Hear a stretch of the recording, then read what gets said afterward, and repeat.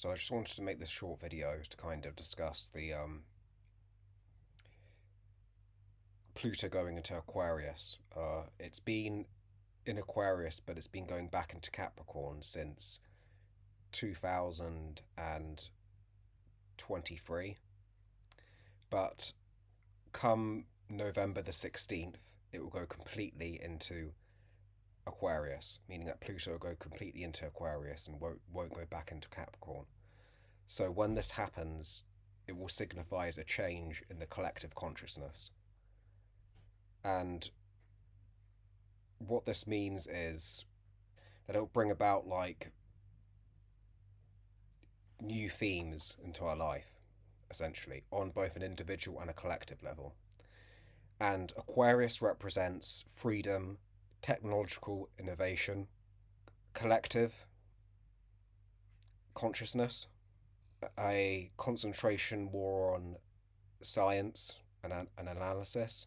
So when this happens, things are going to change dramatically. And the last time Pluto went into Aquarius, this is actually quite interesting, was the time of the French Revolution.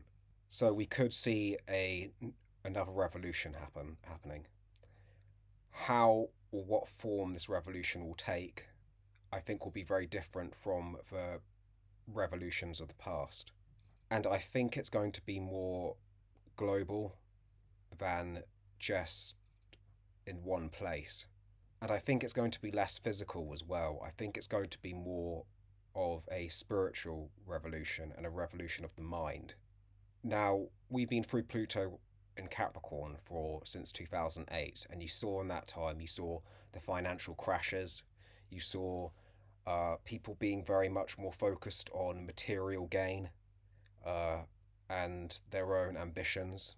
I think that's going to kind of play a lot lesser role, and I think people are going to be kind of, you know, pressured almost to basically not be so materialistic, not to be so much more focused on just monetary gain.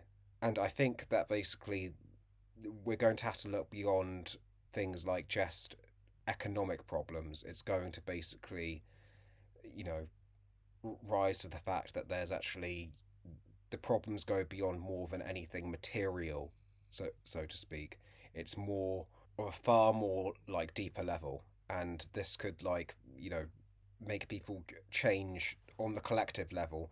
People will have to basically change their uh, their way of going about things.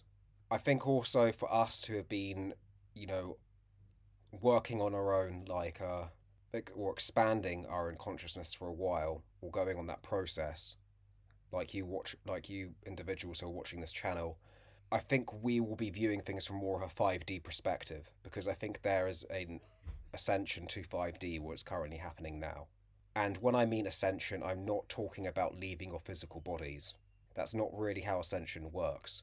You have to have the other dimensions, the first, second, third, and fourth 4D in place first before you can go to 5D.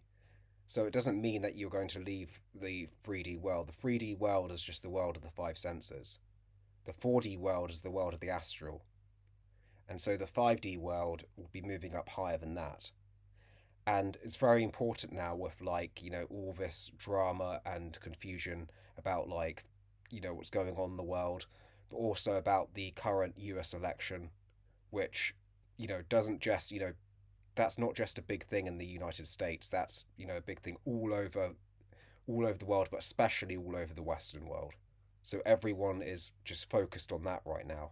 The best thing to do is to observe it, but observe it from a 5D perspective. Do not get caught in the 3D emotional attachment to it. Really, in the end, it doesn't matter who becomes the president of the United States. They don't have power over you in truly.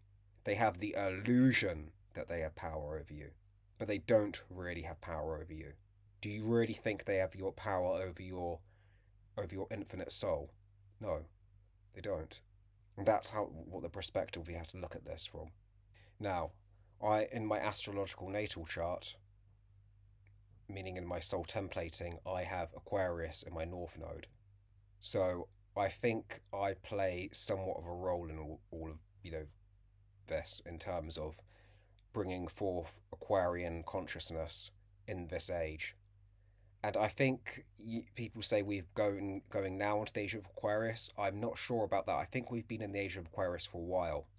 I think we've been in it since basically the Renaissance or the Enlightenment era. Around that period, the 1600s, 1700s, sometime around then we entered it. And I think what we're seeing now is more, you could say, coming into the peak of the Aquarian age.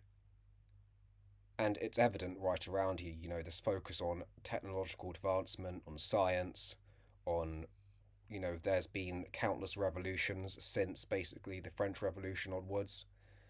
I'm not saying this thing is all, I'm not saying it's good or I'm not saying it's bad. I'm saying that basically that's what it is. And it's evident in basically recent history. So whatever happens is going to happen, but it's up to you to kind of make those breaches of ascension to 5D so we can so for us it basically for the individuals who watch my channel, for others similar to you out there, we can see this from a very different perspective, and we will see this from a very different perspective. And it's also this will be the great time to actually manifest your own dreams and desires into reality going into 2025 onwards. We also, I think, there's basically been a lot of problems with identity amongst many different people, and it's about kind of finding the identities within yourself that are most true to yourself. With me, it's very much like I look into what I have in my blood coding and my soul coding, and I think that kind of brings about the most strongest forms of identity for me. Identities are quite complex because we don't just have one, we have multiple identities within us. Any identity that makes you feel chaos or confusion or out of touch, that's not a true identity that's coming from within the core of yourself. That's not something you want to be engaged with in terms of your identity perception of yourself. And we have identities given to us from basically from birth onwards. People have our identities regarding of what religion they were brought up in, what nation they were born in, what race or ethnicity they're a part of, what their gender, all this stuff, and then obviously their occupation, their job. Some of them might be very true, but some of them aren't, and it's about knowing which ones are deeply rooted within yourself, your origins. Where do you come from, really? And not just talking about your origins in this lifetime, and talking about your origins in several lifetimes, and going back to basically when your own consciousness came into birthing or seeding in this galaxy. Because I can remember where I originally come from. I remember my roots. I remember both my celestial identity and my earth identity. Both are just as important as one another.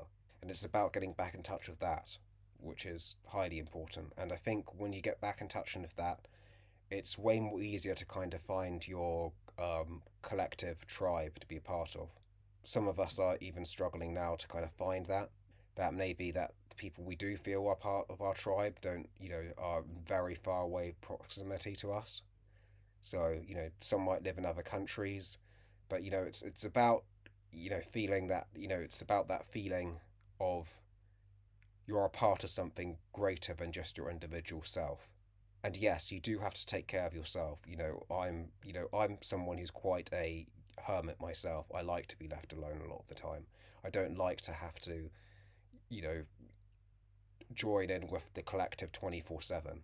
That's really not my thing. I am quite a bit of an individualistic person, not necessarily a selfish person, an individualistic person, meaning that I'm very much someone who's into my own work, who's very into my own, the subjects I'm passionate about, the taking time on my own, going in within myself, reflecting on things, and that does make me quite a bit of a hermit, but it's important to also see beyond just yourself sometimes.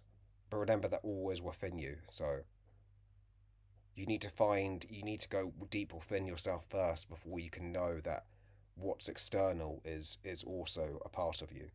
I put this image up of the Pegasus, and the reason why I want to do it is because the constellation of Pegasi is very much connected to Aquarius, and I have Pegasi within my soul coding in my celestial galactic soul coding, and so I have access to the stargates of that constellation.